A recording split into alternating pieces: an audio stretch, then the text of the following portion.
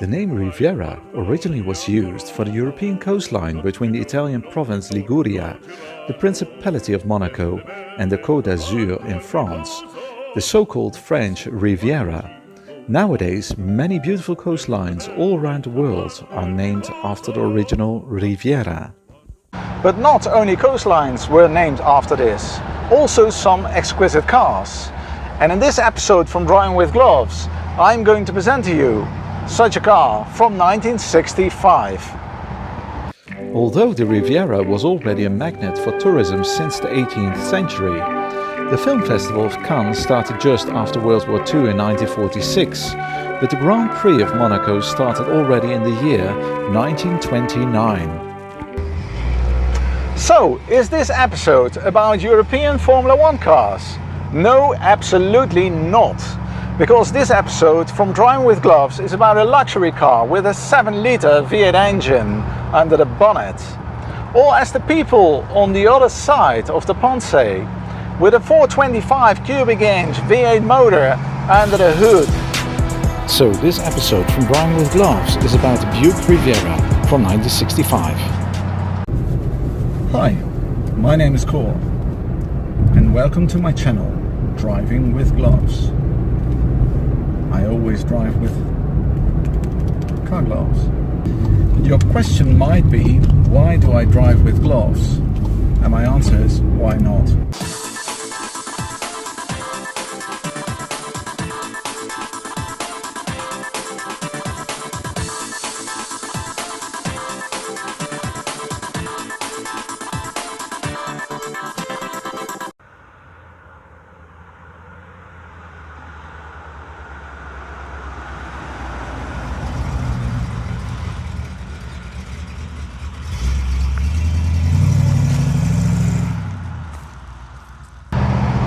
General Motors chief designer Bill Mitchell designed in the early 1960s a so-called personal luxury car for Cadillac.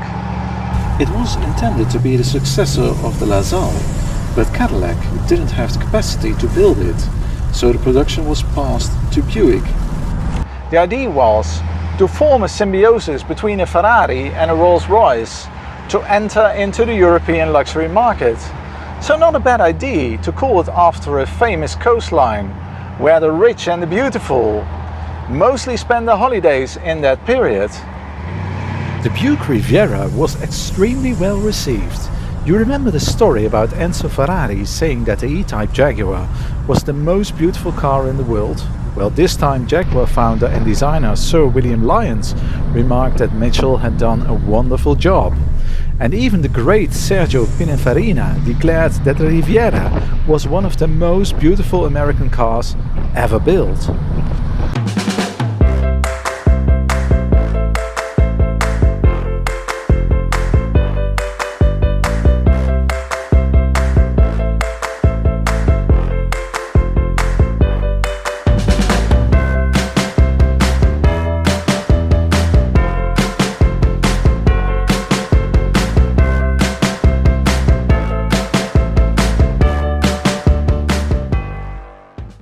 The Buick Riviera was a revolutionary car because it was the first car with a bonded windscreen, and we are now talking about the year 1963. The first European car with a bonded windscreen was an Audi 100 in the year 1977. And what is the Audi slogan? Voorsprong door techniek, lead by technology. Well, they had a delay of 14 years in this case. The 1963 and 1964 models from the Buick Riviera didn't have hidden headlights, but this 1965 model has. And look at that one-of-a-kind mechanism.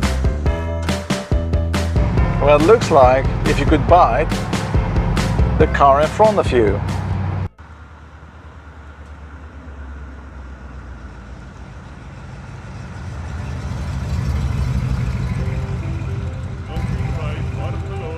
The door handle in the Riviera is very special because you do not have only one door handle, but two door handles.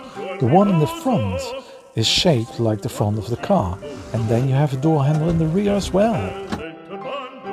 And now the huge door is open, I can show you the interior of the car as well.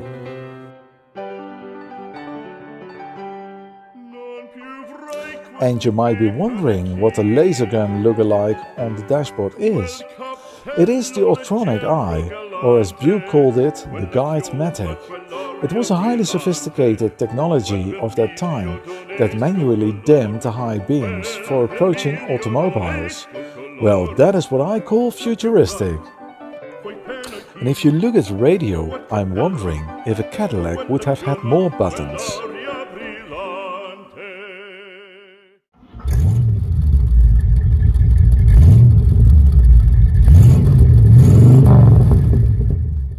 The Riviera suspension used Buick's standard design with double wishbones in the front and a live axle located by trailing arms and a lateral track bar in the rear, but the roll centers were lowered to reduce body lean.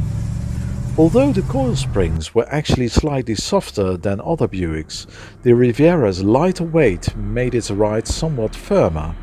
While still biased towards understeer, contemporary testers considered it one of the most drivable American cars with an excellent balance of comfort and agility.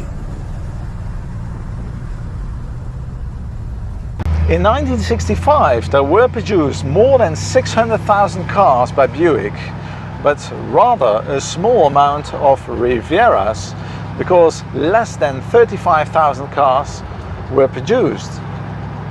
And not a single car would have been produced today if you look at the exhaust fumes. But what is not good for your nose is wonderful for your ears.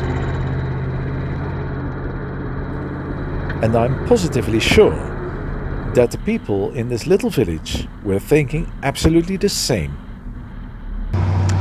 Although I think that the Buick Riviera is a huge car, it wasn't even big in its time, because compared to the Buick Wildcat, it's around 20 centimeters shorter and around 10 centimeters narrower. So how big is the Buick Riviera? It has a length of 5.3 meters, which is 209 inches, and it has a width of 1 meter 95, which is 76.6 inches. The height is not very high, only 1.35 meters, which is 53 inches. And if you look in the boot, you will notice that it is huge as well. Look at these two suitcases. They completely disappear in this luggage compartment.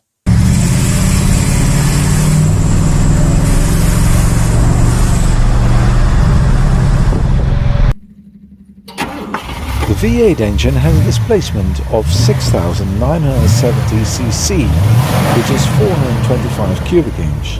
It has a power output of 330 PS and 603 Newton meters of torque. It has a top speed of 200 kilometers an hour, which is 124 miles per hour. The car weighs 1,910 kilograms, 0 to 100 kilometers an hour in 8.1 seconds, 0 to 60 miles per hour in 7.7 seconds, and the car does the quarter mile in 15.7 seconds.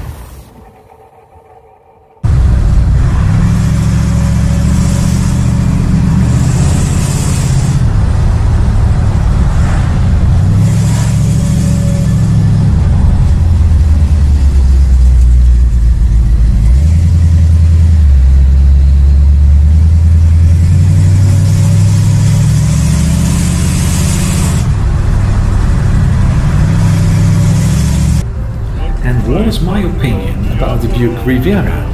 In contrast to Lions and Pininfarina, I do not think that it is one of the most beautiful cars ever made, but it is certainly not ugly. And there is another but. I had always the impression that American cars were poor drivers' cars, but this Buick Riviera proved me that I was completely wrong. Although the car is huge and the streets I'm driving on are extremely narrow, it is a fantastic car to drive. The steering is precise, the brakes are very good, and the engine is simply delicious. So Buick was right on what they have written on the key. Your key to greater value.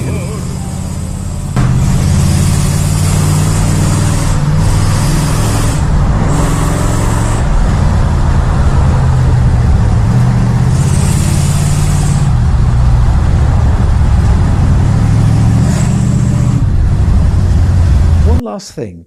The position of the filler cap reminds me of the Opel Rekord 1900L Coupe from 1969 my mother drove until I was 12 years old.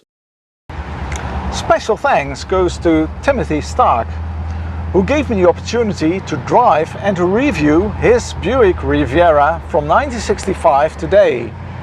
So thumbs up and keep watching Driving with Gloves on YouTube.